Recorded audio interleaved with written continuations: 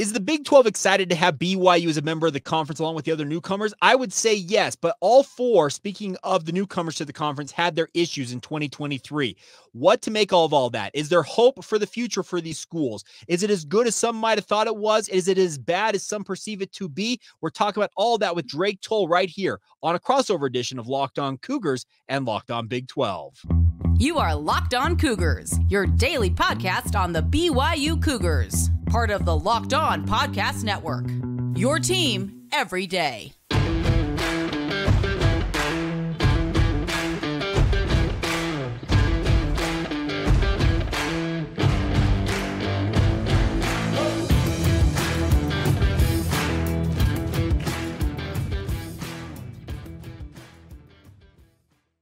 Happy Thursday, everybody. Welcome into a crossover edition of Locked On Big 12 and Locked On Cougars. Drake Toll with you from ESPN Central Texas. That is Jake Hatch of Locked On Cougars. And Jake, let's jump right into it. 4 new teams. All 4 of those teams struggled. We're going to get in the middle segment into why that is. But for now, I want to know, is the luster of joining the Big 12 still there for a school like BYU or Cincinnati, Houston, and UCF?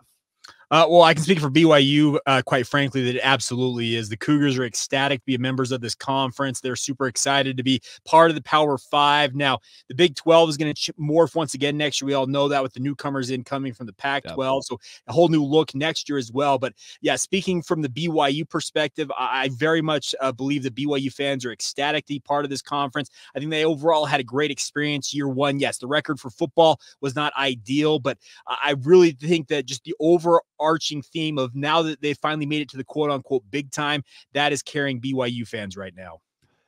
Nobody likes the why guy that hears an answer and goes, why? But, Jake, I'm going to be the why guy here. Okay. When you think about the opportunity to be in the Big 12, especially for a BYU who is looking to get out of the wilderness, why has this been so rewarding in even the last 3 or 4 months of officially playing sports? Well, frankly, it's been 12 years of watching their arch rival Utah play at this level. They've watched Utah make that run up to the Pac-12, winning the Pac-12 twice the last 2 years. Now, they did fall short this year, but regardless, they watched the Utes pretty much live their dream in the Pac-12. They wanted to be a Power 5 football program. They wanted to have success at that level, Drake. And that's the biggest thing is there was just like an envy factor for BYU that they wanted to be at this level. They're finally getting that opportunity. And they're living it up. And like I said, it's been a decade plus of watching their hated rival do exactly what they wanted to do. So Cougar fans, they're very, very happy to finally be at this level, even despite some of these early struggles. I know that you're very active on social media and get to read all kind of boards and comments from the UCF, Cincinnati, and Houston fans. Do you feel that same vibe from those that came for the AAC, who came from honestly a Power 6 conference into the Power 5, that all 4 of these teams in unison are excited to be where they are? I believe so, because I had some conversations with people at Cincinnati when they came out to Provo, and they said that they were ecstatic just to be back at the Power 5 level. You remember Cincinnati was in the Big East before it, kind of fell by the wayside football-wise. They're finally feeling like, hey, we're finally back where we belong. UCF and Houston, I'm just speaking from what I have observed from the outside. UCF is this young neophyte relative to a number of these other football programs that have 100-year legacies, and they're just excited to be part of the club. And then Houston, they're part of the old Southwest Conference. It's how everybody else from that Southwest Conference get an opportunity to play at the big time outside of SMU. Now SMU is going to get that chance next year in the ACC. So I just think that they're all looking at it saying, you know what, we're where we think we've belonged for many, many years. Let's go out and make the best of it, even though I think all of them, including BYU, acknowledge that, hey, it's not going to be as easy in terms of competition on the field early on as many might expect it would have been. So we spoke to Cameron Stewart here on Locked On Big 12 yesterday of Locked On Baylor about how the old teams, the Irate 8, may view this league and where it's going from a stability standpoint. How do you see the Big 12, even before these 4 new teams from out west come in, as it sits right now, as of December 14th, 2023, stability? What comes to mind when you hear that with the Big 12? Well, I think stability's there because let's be frank. Who of these? Let's say the 12 right now. So we'll accept Texas and Oklahoma because they are exiting the conference. Yeah. The 12 that are in right now. I think all 12 of them where else are they going to go? And I know that sounds bad to say that, but the simple fact of the matter is they don't necessarily have a ton of suitors out there trying to pick them off. So yes, there is a stability factor that is going to benefit the Big 12. Yeah. With the 4 new additions coming in from the Pac-12, they're in a similar boat. Now, there may be some fan bases like Utah who think that down the road they may be a bait for the Big 10 to pick them up. Great. You can believe that all you want, but until that really comes to fruition, go for it. Right. I just really think that right now, without a ton of suitors kind of begging and pleading for these guys to go to other conferences, that is going to beget a nice, stable conference for the time being for the Big 12. Here's the mega question. Here's the one. I've buried the lead here. Excited to be here. Everybody's happy. Here's the future of the Big 12. Then bam, 6 months ago, it's dropped in your lap. Utah, Arizona, Arizona State, and Deion Sanders in Colorado. Is there a sense, as a team that's been in the Big 12 for less than a year, of I just wish it could have been the way we pictured it before these other 4 teams were added in? From speaking for myself personally, I'm actually okay with the 4 coming in because I think it gives BYU more of a regional feel of who they're going to be going up against. Now, I know that the schedule for the Big 12 is going to send them all over the country. That's just the way that matrix is kind of laid out. But having the Arizona schools who BYU once upon a time founded the WAC with way back in the 1960s, I've got a grandfather when that happened. He's like, cool, it's going to be cool to have the Arizona schools back with BYU. I'm a guy who works in sports radio here in Salt Lake City. I'll be honest, the BYU-Utah rivalry keeps us going on a daily basis. So having that back together is something that's awesome because I grew up watching those games. It's fun to have that back. But yes, there is a small part of me that wonders, maybe this held on for 2-3 years before it ultimately kind of came to fruition with these new schools coming in and allowed BYU to kind of get a sense of what the Big 12 was like with just the 12 that we thought were going to be there. That would have kind of been fun to see. But reality is that they get really 1 year here, and then 4 new schools are coming in, and the 4 are all regional opponents or regional rivals of BYU's. From your standpoint as not just BYU, but one of the newcomers of the Big 12, does the addition of those 4 teams bring more stability? Does that feel like it anchors this conference even more so? I think so, because I think Colorado, they're a legacy Big 12 member. Obviously, they were a founding member of the conference back when it was founded. I think the Arizona schools are content doing what they're doing. ASU may be a little waffly in terms of like if Utah gets eyes kind of glancing elsewhere, ASU may be that team that has those eyes looking elsewhere alongside them. But I think Arizona is very, very happy. That's a basketball school. And they want to be in the best basketball conference in the country, and that's the Big 12 bar none. So I think that they do bring stability, even if one or 2 of them are thinking, well, down the road, we can make that jump. Because trust me, I have enough conversations with people involved with Utah that think that the Big 10 is their ultimate destination. Okay, great. We'll see if that ultimately pans out for you, but that feels like it's years down the road. So at least for the time being, I do think that there is going to be stability because it does bring that western flank of the conference, late night TV eyeballs, all of that to the conference, which allows Brett Yormark and the brain trust there at the Big 12 conference offices to go out and pander for more money. And I think that's absolutely a good thing for this conference.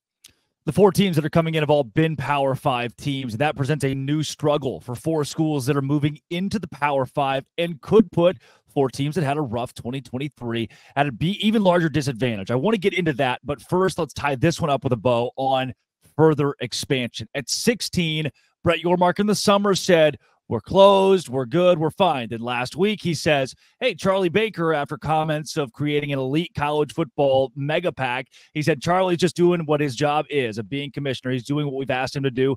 And that Yormark is he's pro consolidation, which is effectively the inverse of expansion, but what expansion brings. Mm-hmm. All of that said, Jake, do you want to see the Big 12 go further? Well, honestly, I do want to see them go further, but only in certain circumstances. If you can add Gonzaga for basketball only, I'm all on board with that. I watched BYU and Gonzaga play for years. I'm actually okay if Washington State and Oregon State want to come into the conference. Okay, whatever. They don't necessarily offer a ton, but they're just they add another regional aspect to this. But I think in certain circumstances they would work. But if you were to ask me, I wouldn't mind them going out, maybe stealing Gonzaga and stealing UConn and really making it a basketball conference Leviathan out there. Now I know that college basketball doesn't necessarily push the meter for a lot of people, but Brett Yormark believes in it. If he is to be believed, I think that he's got this thought that the basketball is going to be separated from football in terms of media rights for the Big 12 down the road. And I think that's what he'll push for. So I do think the expansion in my mind is still out there, but if it's going to happen, it feels like in the short run, I think it's more basketball focused, if anything. I love it. That's a unique take that I haven't heard recently, the basketball spin to this, especially out west, where Yormark has looked with Gonzaga, and then the talks of UConn that have died down in the last 6 months that are, of course, still there. Coming up, let's get more into how these teams struggled this year, what the outlook is next year. But first, we'll hear from our valued sponsor, Prize Picks, right here at Locked On Big 12 and Locked On Cougars, part of the Locked On Podcast Network, your team every day. Today's show is brought to you by Prize Picks. Prize Picks is where I go to make money. I see a parlay in there, and I think, oh, man, I could put Travis Kelce and LeBron James. It's receptions and three-pointers into a parlay. It's over, under 10, 10.5. Bam. $10 turns into $250 with the right parlay. You can go into Prize Picks, and it's fun. It's easy. You're on your couch, and it's like a second fun little income. Well, $10 here, $10 there. Look, somebody goes to the movies. They spend $25 on a ticket and popcorn and another $10 on a drink. All right, fine. Go spend your $45. I'll spend $10. I'll make $50. I love it. Prize Picks have a reboot policy. Your player gets hurt in the first half. They don't return in the second half. You are rebooted that player. Prize Picks is the only daily fantasy sports platform with an injury insurance policy. Prize Picks is the place to go. PrizePicks.com/LockedOnCollege to make a little dough. Use code LockedOnCollege for a first deposit match up to $100. PrizePicks.com/LockedOnCollege. Use code LockedOnCollege. Daily fantasy sports made easy at Prize Picks. All right, Jake, let's be honest here. BYU, UCF, Cincinnati, Houston all struggled. Before I give a leading question, I'm going to keep it simple. Why? Honestly, I think depth, and that's the biggest thing, is they all talked about the fact that they needed to find quality depth, and from the BYU perspective, you saw BYU, their frontline guys, their top tier guys were just as good as anybody in the Big 12. The problem was they had some of those guys get injured and miss games. They're talking like the Aiden Robbins, the Ben Bywaters out there, Keaton Slovis even to a degree after he missed the final 4 games of the season. BYU did not have the adequate depth to step up into those roles and keep BYU rolling. And that's a big reason why the Cougars finished with a 5-game losing streak and a 5-7 record overall. So I think, speaking for BYU and the other newcomers, they have got to make a concerted effort on the recruiting front to bring in as much talent as possible, whether that's via the high school ranks, junior college, or the transfer portal. You've got to go about building quality depth. Now, this is not going to be a one-year fix for all these programs. I know that BYU's got a multi-year approach to this, and they hope that they can kind of, I guess, jumpstart it in a way with the transfer portal and the like, but it is going to take a little bit of time for them to get to full health and having fully stocked rosters like some of the hateful eight, as we've talked about. But the bigger thing, I think, for BYU's perspective is, as they continue to do this, if they can keep their guys healthy, they have proven they can compete on a game in and game out basis. The problem is, once again, if you have a couple of injuries that hit some of these critical positions, that is where things really get exposed.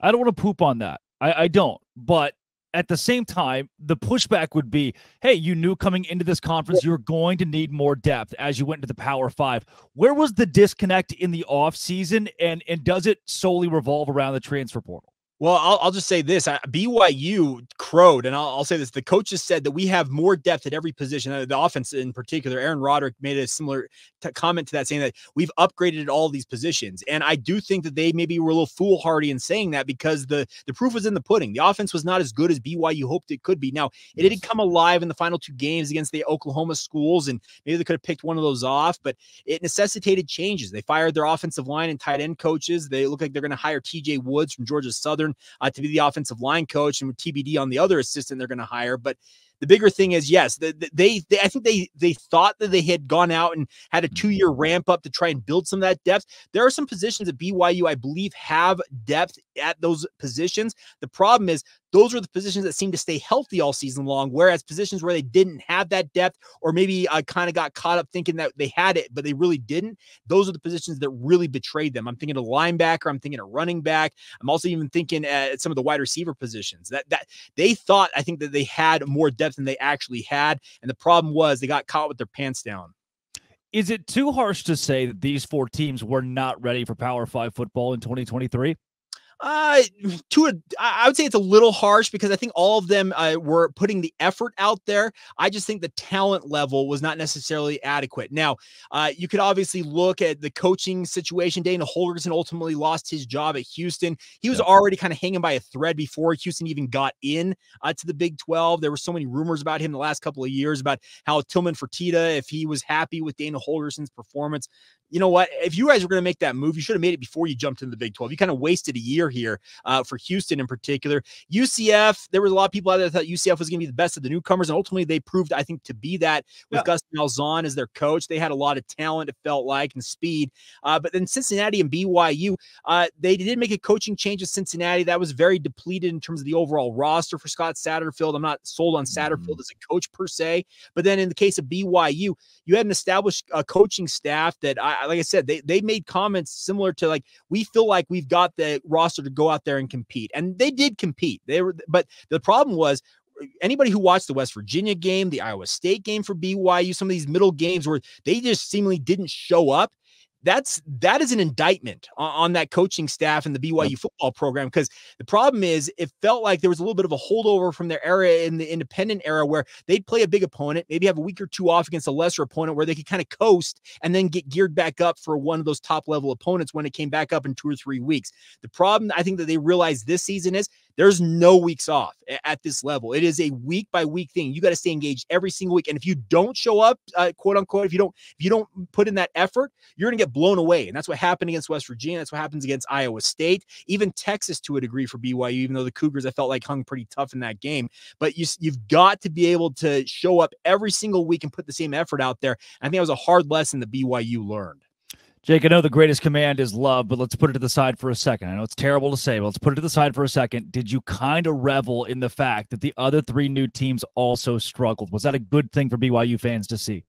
I think it was, because I think they felt like, okay, we're not the exception. Like we're all in this together. Now, obviously BYU fans, they've got a very proud tradition as a football program, and they want nothing more than to see their program go out there and compete and be a top tier football program. But yes, I do think them looking over at a Houston or looking at a Cincinnati or a UCF and seeing them, hey, they're not sailing smoothly along, and they're having their issues as well. I think there was a little bit of a commiseration there with BYU fans saying, okay, yeah, they're struggling too. This is not an easy transition. It's going to take some time. The other thing I think BYU fans understand, I know they're as reticent as anybody to give any type of credit to Utah, but they saw Utah make the build. Utah had a crazy first year in the Pac-12, but then backslid hard to 2 5-7 seasons, and then really started to build from there. I think BYU fans watch kind of the slow climb that Utah had to build themselves up in the Pac-12. And I think in some ways they can look at that and say, that may be kind of the formula or the template that we have to follow if we really want to get to the top of the heap. Will it be a slow climb, or will it be something that BYU is able to do next year or even the year after? That's what we'll hit on next. But first, let's hear from our valued sponsors over at FanDuel right here on Locked On Big 12 and Locked On Cougars, part of the Locked On Podcast Network, your team every day. One of my favorite places to spend my time is FanDuel. That's where you can catch me because they have an app that makes it convenient and easy. I sit on my couch and I say BYU's playing basketball. I can put some monies on BYU playing basketball at FanDuel.com/locked on, or Baylor, or Arizona, or Kansas. The Beast 12 parlay, where you only pick Big 12 teams to win in a single night. Probably going to do pretty well. For you. And right now you can do that at FanDuel.com. As the weather gets colder, their NFL deals stay hot. New customers get $150 in bonus bets with any winning $5 moneyline bet. That's right, $5 on Baylor or BYU or Texas Tech or even Texas if you want to. That's $150 if your team wins. You've been looking at different apps, thinking about joining FanDuel. No better time than right now. Spreads, player props, over-unders, and more. FanDuel.com/locked on. Kick off the NFL season. FanDuel, official sports partner of the NFL. Today's show is also brought to you by our friends over at Perry Homes. Whether you're looking for your first home or you're ready to upgrade to your dream home, Perry Homes has got a house for you. For 50 years, Perry Homes has been Utah's premier home builder with communities throughout the state. They have many communities, home designs, and price points, all designed to meet your needs as a consumer, my friends. They have beautiful communities in Davis, Salt Lake, Tooele, and Utah counties, along with multiple communities down in Washington County near St. George as well. They offer over 50 unique home designs, from ramblers to 2 stories to townhomes, all with you you, the consumer, in mind to make sure that you have what fits you and what you need at every stage of life. They even have quick move-in homes available if you're ready to move now, and they're offering generous financing incentives through their preferred lender as well. So get on it today and visit perryhomesutah.com to see what's new in Utah's finest neighborhoods. That's perryhomesutah.com, Perry, by the way, on Perry. For 50 years, Utah has been coming home to Perry Homes. Jake, once again, I won't lead you here. Let's go BYU Centric. Is BYU the Big 12's sleeping giant? I think BYU can be. Now, I say that with this caveat, Drake, because whoa. Please be humble. You're welcome. No, the biggest thing is that I think BYU, they have aspirations of being that sleeping giant. They know that BYU has got a tradition that they want to be at top of the heap. They were among the leaders in the Mountain West. They were among the leaders in the WAC after the Arizona schools departed that conference in the 70s for the Pac-12. They want to get back to doing that. They haven't been in a conference for 12 years until they rejoined the Big 12 this year. And they have aspirations of getting to the top of the heap. Now, we all know that there's going to be a power vacuum when Texas and Oklahoma exit this conference, and it's going to open a door for all 16 of these teams, including the 4 newcomers coming in, who have all got to be thinking, okay, if we play our cards right, we could really build ourselves up in short order and become that big dog in the conference. BYU wants to do that, but the caveat I'm going to add here is BYU needs to invest. And what I mean by that is they got to put the money into resources, whether it's NIL, and I'm speaking that comes from the fan base and obviously donors. They also got to invest in the coaching staff. You got to be able to pay these coaches top dollar. You also got to be able to invest in their staff on the back end. And speaking of off the field, I don't know how many people have recognized this, Drake. I'm probably revealing some information to your listeners on Locked On Big 12, but BYU right now has 3 full-time recruiting staffers. They work with a team of 3 full-time staffers and a bunch of BYU students who work on a part-time basis in their recruiting department. There are multiple G5 programs, including one right up the street here in Utah, so to say, at Utah State, who have more than doubled that in full-time recruiting staffers. You've got to invest in that if you're BYU. And I've said this on my podcast time and time again. Anybody who's listening to Locked On Cougars has heard me talk about this. They need to invest. They're having more money come into the program and the overall athletic department than they ever have before, Drake. Give it to the football program. Give them the resources that they need to compete. Because if you do, there's a correlation. The more money you invest in football, the better you're going to be on the field. And I know BYU fans, they're just like any other fan base. They want to win, and they want to win big. And that's going to give BYU the best chance if they do invest. I'm already confident in BYU's ability to develop. I've seen the practice facilities from the indoor to the 2 outdoor fields to the weight room, and being on hand, on site. It is not only Power 5, but better than over half of the Big 12. I don't think development's the issue. Knowing it's recruiting is a good help to understand the early struggles and where BYU can go from here. Along with that, you start to question coaching. And I know Kalani Sitake is marked safe for now, despite not going to a bowl game this year. He still feels like the right fit. But to me, there should be some pressure on A-Rod where that offense goes. You could argue that injuries put them behind the 8 ball, but 12 Big 12 teams this year of 14 had backup quarterbacks play legitimate snaps at some point in time or another. That can't be the excuse. No, it can't be. And you're right. The biggest thing is BYU needs to pick it up in the recruiting sphere. Now, I will say this, Jay Hill, he's doing a very, very good job on the recruiting front. BYU's kind of going into this early signing window with chances to win multiple recruiting battles for high-level 3-star and 4-star talents.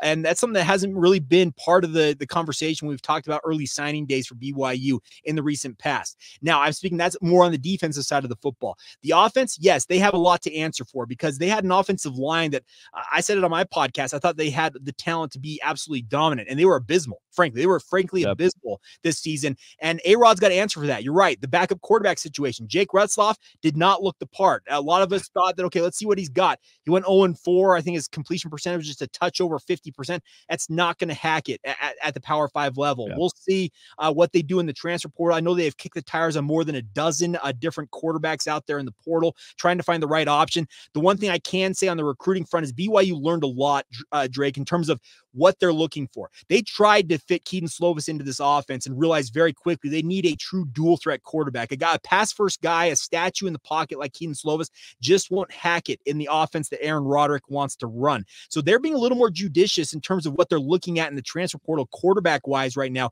looking for a guy who can both throw and run because they've seen Zach Wilson and Jaron Hall when they've been their best in terms of their competition. They need a quarterback who can do it all. And they're going to be very, very careful to find the right guy, if at all possible, to fill that role. Now, they also have other things to address. Aiden Robbins declared for the NFL draft. That leaves BYU's running back room pretty bare because you have LJ Martin, who's a very, very promising freshman. But then beyond that, a lot of guys with injury concerns, and that are his backups right now.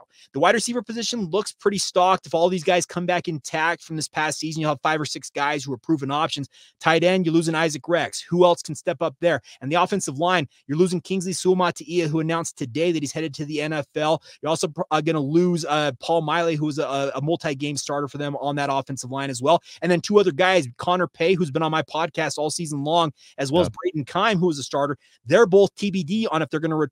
So there is a lot of work to be done in the recruiting sphere for BYU, especially on offense. The defense, we all knew what the defense was. You already were kind of behind the 8 ball there. It's going to take some time to build that back up. But this was an offense that was expected to really, really carry BYU this year. And frankly, it failed.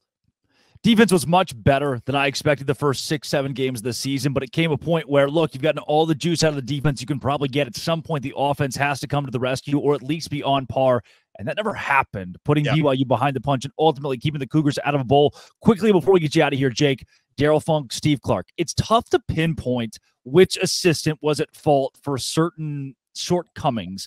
Were the right guys pushed out the door here? I think that Daryl Funk, the writing was on the wall. The offensive line, like I said, it failed. They needed to change things up there, and Daryl Funk paid the price there. The Steve Clark one was a little bit surprising to me because I actually thought with the failure in the run game in particular, I'm talking about the running backs, I thought that Harvey Unga, the running backs coach, would ultimately pay the price there. So it would have been Funk and Unga being on the chopping block there. Yeah. But BYU felt like Steve Clark was the guy that needed to go, and ultimately he pays the price. He's one of the great dudes in terms of just personality that BYU had on staff. He did a very good job in recruiting, but the other thing about it is Isaac Rex was, Isaac Rex was really the only tight end that produced at a marginal clip. I don't know. If you look at the other tight ends, they didn't do much for BYU. So I think that may have played into the role of why Steve Clark paid the price. I do think BYU wants to get some more younger dynamic recruiting types maybe into this coaching staff, and that's maybe an opportunity to do that with that tight end position. Jake, for listeners of Locked On Big 12 who are unfamiliar with your work and want to find more of it, where do they go?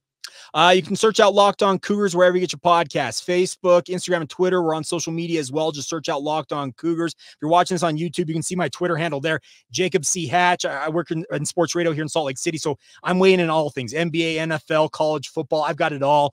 Follow me, Jacob C. Hatch. Love all the interaction. Anybody wants to hit me up, I'd love to talk with you. It's always fun to be on, and thanks for having me, Drake. Absolutely. I can guarantee you, Jake will be talking BYU Cougars tomorrow. I'll be talking Big 12. This has been, it always will be. Thanks for making this your first listen every single day. Locked On Cougars and Locked On Dose Grande.